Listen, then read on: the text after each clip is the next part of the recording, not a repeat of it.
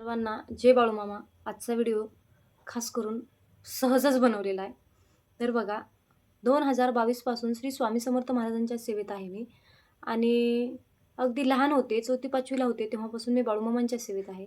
परंतु गेले काही वर्ष झालं मी मामांच्या सेवेत थोडीशी जास्त वाढ केलेली आहे. आणि म्हणूनच आयुष्यामध्ये जे काही संकटं येतात, वादळं येतात, त्यातून बाहेर पडण्याचं बळ हे फक्त स्वामीमुळे आणि मामांमुळेच मिळालं मला. आणि म्हणूनच आज मी तुमच्यासमोर जिवंत आहे, असं सुद्धा म्हणायला हरकत नाही. जे छोटे-मोठे प्रॉब्लेम्स आहेत ते तर येतच राहतात. काहीतरी कर्माचा भोग असेल, काहीतरी वाईट कर्म असेल म्हणून ते मी भोगत आहे, असं म्हणायला हरकत नाही. काही सेवेकरी म्हणतात, "तू कितीही देवाची सेवा कर, परंतु आयुष्यामध्ये तू शेवटी अशीच राहणार." अशीच म्हणजे आयुष्यामध्ये शेवटी अपयशीच राहणार, शेवटी तुझ्या नशिबाला निराशाच येणार, शेवटी जे काही आजारपण आहे, दुःख आहे, तेच तुझ्या नशिबी असणार. हे असे आशीर्वाद आहेत. सो त्याचेसुद्धा आशीर्वाद माझ्या पाठीशी सदैव असावेत, हीच मी माझ्या मामांचरणी प्रार्थना करतो. आणि जे माझे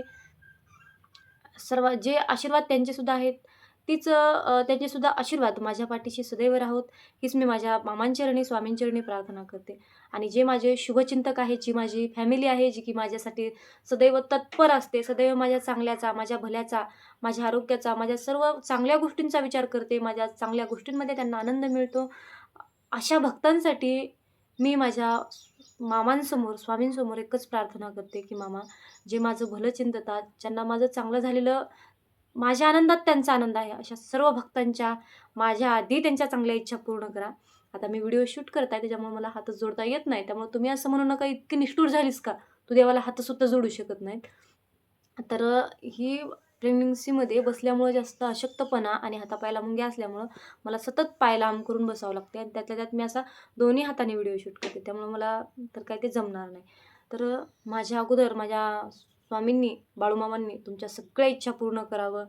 आणि तुमच्या आनंदात माझा आनंद आहे. त्यामुळे माझ्या बाळूमामांनी तुमच्या आयुष्यात आनंद द्यावा आणि त्यानंतर माझ्या आयुष्यात आनंद द्यावा, हीच मी माझ्या देवाचरणी प्रार्थना करते.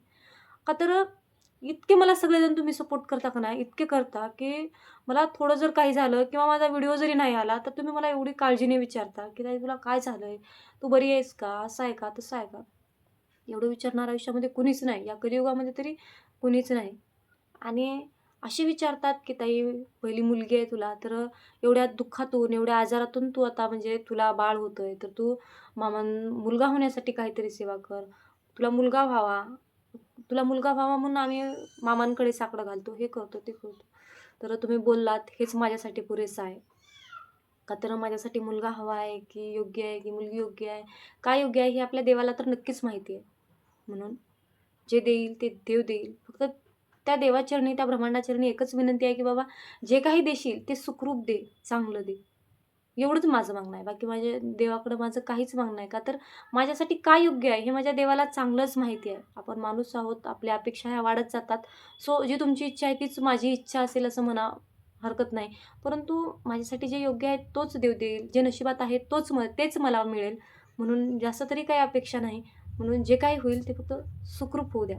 आणि एवढंच तुम्हाला बोलायचं होतं, की अगदी जर अंतःकरणातून बोललं तर खरंच मन भरून येतं, डोळे भरून येतात.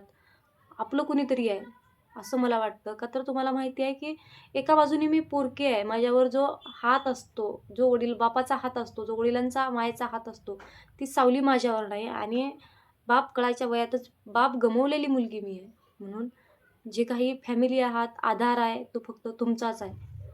म्हणून प्रत्येक गोष्ट ही मनापासून तुम्हाला शेअर करावीशी वाटते. परंतु आयुष्यामध्ये तुम्ही तुमचे प्रॉब्लेम्स मला सांगता आणि मी माझे प्रॉब्लेम्स तुम्हाला सांगणं हे बरोबर नाही.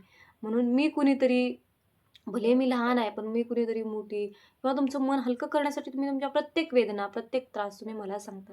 आणि मी सुद्धा, तुम्ही माझ्यापाशी रडणं, मी तुमच्याजवळ रडणं हे मला तरी योग्य वाटत नाही. म्हणून जे शक्य होईल तेवढं मी साठवण्याचा प्रयत्न करते. शक्य तेवढं मी काहीच तुम्हाला सांगत नाही. आणि कधीच सांगितली फक्त मामांची सेवा, मामांचे संदेश, या व्यतिरिक्त मी तुम्हाला आयुष्यात कधीच काही सांगत नाही. आता आपण एक नवीन चॅनल सुरू केलेला आहे, स्वामींची कृपा. त्या चॅनलला सर्वांनीच व्हिजिट करा. सर्वांनीच तो चॅनल सबस्क्राईब करा आणि जास्तीत जास्त संख्येने मला सपोर्ट करा. पुन्हा भेटू नवीन अशाच एका व्हिडिओसोबत, माझ्यासोबत. तोपर्यंत जय बाळूमामा आणि श्री स्वामी समर्थ.